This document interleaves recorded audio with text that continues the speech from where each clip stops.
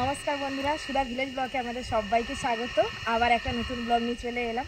আপনারা আমার সঙ্গে থাকুন আর শুরু থেকে শেষ পর্যন্ত ব্লগটা দেখতে থাকুন। আশা করি আজকের ব্লগটা ভীষণ ভালো লাগে। আজকের কিন্তু সকালে অনেকটা বেলায় কিন্তু আমি লাইভটা ব্লগটা শুরু করলাম। তো এখন পুকুরে মাছ ধরবো বলে এসছি। আর এই যে দেখুন, এটা হলো ঘনি জাল আমাদের এখানে বলে। আর এর থেকে কিন্তু আরও বড় জাল আছে, ওগুলো কিন্তু বড় মাছ ধরা হয়। আর এগুলো ছোট মাছ ধরার জন্য। ছোট মাছ বলতে যে চিংড়ি মাছ, মৌরলা মাছ, পুঁটি মাছ, আরও মানে ছোট সাইজের যে মাছগুলো। আর একদম কিন্তু ঘন ঘন কিন্তু এই যে ঘন ঘনভাবে কিন্তু বোনা। আর এই জালে কিন্তু মৌরলা মাছ, চিংড়ি মাছ খুব ভালো পড়ে। তো আজকের আমি কিন্তু এই জালটাই ফেলবো পুকুরে, আর চিংড়ি মাছ আর মৌরলা মাছ ধরবো। তো এই যে জালটা কিন্তু এবার ফেলবো, দেখি কি মাছ পড়ে।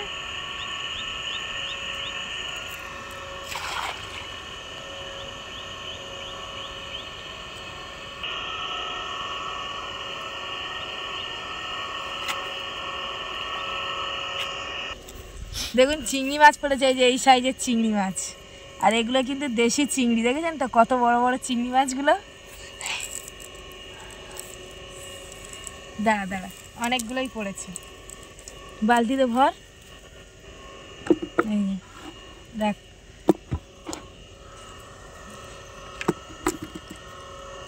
এই দেখুন কটা পড়েছে, দেখুন 5-6টা মতো পড়েছে। আর আমাদের এই চিংড়ি মাছগুলো এখন পুকুরে কিন্তু প্রচুর হয়েছে।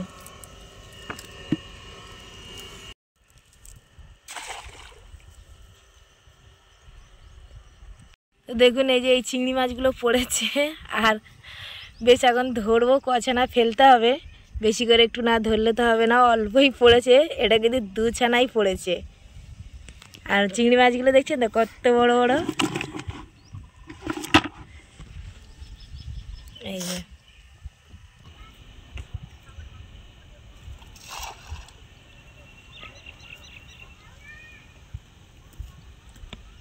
ওই পার থেকে এপারে চলে এসেছি, দেখি কি মাছ হয়।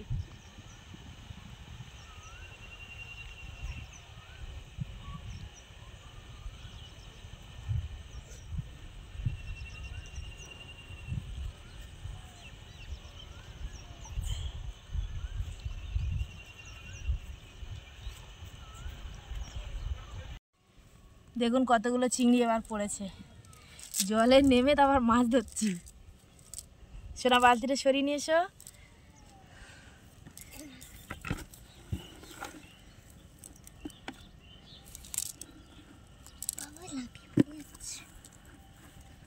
আর এই চিংড়ি মাছগুলো কিন্তু বেশ ভালোই লাগে খেতে। আপনারা যারা কিন্তু দেশি চিংড়ি মাছ খেয়েছেন অবশ্যই আমাকে কিন্তু কমেন্টে জানাবেন।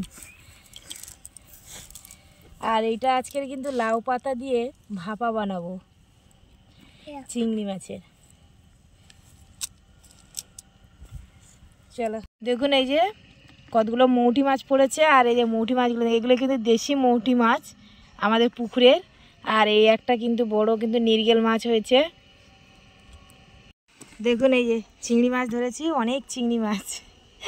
এই যে দেশি চিংড়ি, আর এই যে কিছু পার্শে মাছ পড়েছিল। আর এখানে রুই মাছ পড়েছে, আর এদিকে পড়েছে বাটা মাছ। তো এই যে সব রকম মাছ পড়েছে। তা এখন চিংড়ি মাছ আর এই মাছগুলো সব কেটে নেবো। এখন আমি মাছগুলো কিন্তু ভালো করে পরিষ্কার করে ধুয়ে নিয়েছি। এদিকে কিন্তু রুই মাছ, আর এগুলো বাটা মাছ, আর এদিকে এই যে চিংড়ি মাছ আর মৌরলা মাছ। তো এখন এবারে মশলাগুলো বেটে নেবো। সর্ষে পোস্ত বেটে নেবো আর কাঁচা লঙ্কা একসঙ্গে। চিংড়ি মাছের ভাপা বানাবো লাউ পাতা দিয়ে। তো এই যে দেখুন আমি কিন্তু সর্ষে পোস্ত ভালো করে কিন্তু বেটে নিয়েছি, আর 3টে কাঁচা লঙ্কা দিয়েছিলাম। আর এবারে আমি কিন্তু এখানে কয়েকটা লাউ পাতাও নিয়েছি, ভালো করে ধুয়ে নিয়েছি। আর এর উপরে কিন্তু আমি সর্ষের তেল মাখিয়ে নিয়েছি।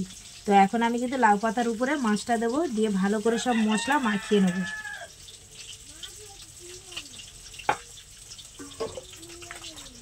আমি এখানে একটু লঙ্কার গুঁড়ো দিয়ে দেবো, আর হলুদ দিয়ে দেবো, আর দিয়ে দেবো লবণ।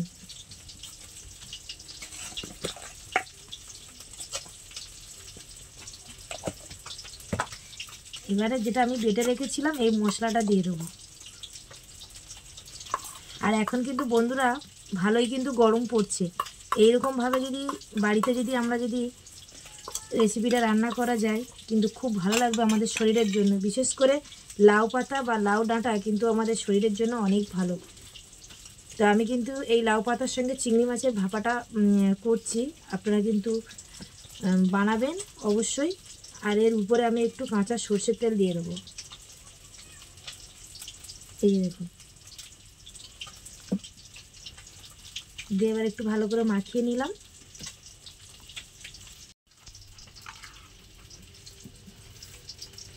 তো এই যে আমার ভালো করে মাখানো হয়ে গেছে, আর উপরে দুটো কাঁচা লঙ্কা দিয়ে দিয়েছি।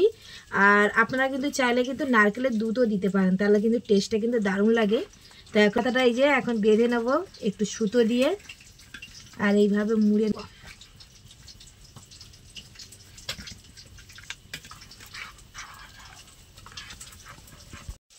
তো এই যে দেখুন ভালো করে কিন্তু আমি বেঁধে নিয়েছি, আর এই যে নীল সুতো দিয়েছি, এই যে দেখুন এইভাবে কিন্তু বেঁধে নিয়েছি। তো এবার আমি কিন্তু উনানের কাছে চলে যাব। তো এই যে কড়াই বসিয়ে দিয়েছি, আর আজকের কিন্তু আমি গ্যাসেই করছি, একটু তাড়া আছে আমার, আমি কিন্তু রেশন ধরতে যাব, ওই জন্য একটু তাড়াতাড়ি করছি। আর এই যে দেখুন তেল দিয়ে দিয়েছি, আর এই তেলের উপরেই কিন্তু আমি ভাজবো, এর উপরেই কিন্তু আমি ভাপাটা করে নেব, তেলের উপরে। এই যে আমি দিয়ে দিলাম, আর একদম কিন্তু গ্যাসের ফ্লেমটা কিন্তু আস্তে দিতে হবে, একদম লো ফ্লেমে থাকবে, হালকা কিন্তু আঁচে কিন্তু হবে। তো দেখুন আমি কিন্তু উল্টে পাল্টে এইভাবে কিন্তু আমি ভেজে নিচ্ছি। দেখুন এই যে আমার কিন্তু লাউ পাতাটা তেলের মধ্যে কিন্তু উল্টে পাল্টে দিয়ে ভালো করে ভেজে নিয়েছি। এবার আমি নামিয়ে নেব, গরম গরম ভাতের সাথে কিন্তু সার্ভ করব।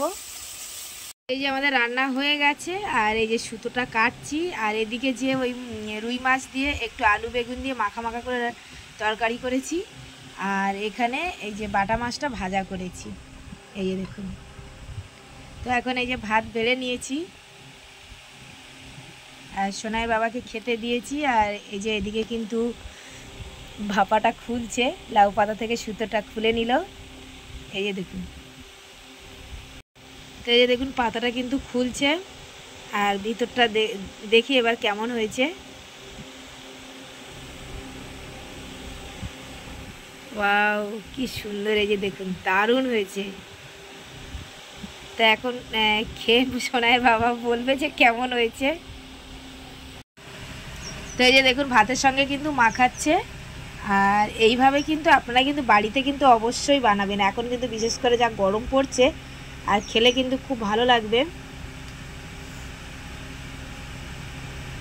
আর এরকমভাবে কিন্তু ভাপা বানালে কিন্তু এক থালা ভাত কিন্তু নিমেষেই শেষ হয়ে যাবে। দারুণ দারুণ হয়েছে, অসাধারণ। তো সোনাইয়ের বাবা বলছে অসাধারণ হয়েছে, থ্যাংক ইউ। তো এবারে আমি খেয়ে নিই বন্ধুরা, আবার পরে আসছি খাবার পর। তো দেখুন এই যে বিকালের দিকে একটু মাঠের দিকে এসেছি, আর এই যে দেখুন আমাদের কিন্তু ধান গাছে ধান বেরিয়েছে, এই যে দেখুন প্রত্যেকটা, আর পুরো এখন কিন্তু ফুটে বেরোয়নি, মানে জাস্ট একটা দুটো করে বেরোচ্ছে, এই যে দেখুন। আর আর ওইদিকে দেখুন এই যে ওখানে লাঠির উপরে না বোতল দিয়েছি, ও ধান কাটছে ভিতরে, ওই জন্য যাতে ওই হাওয়া দিলে আওয়াজ হবে, আওয়াজে কিন্তু ইঁদুরগুলো পালিয়ে যাবে।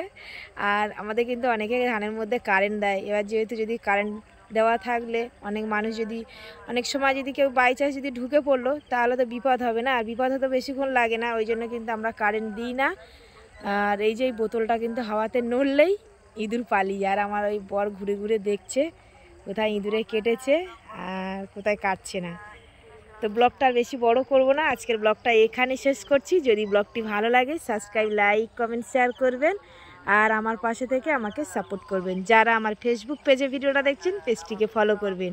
সবাই ভালো থাকবেন, টাটা।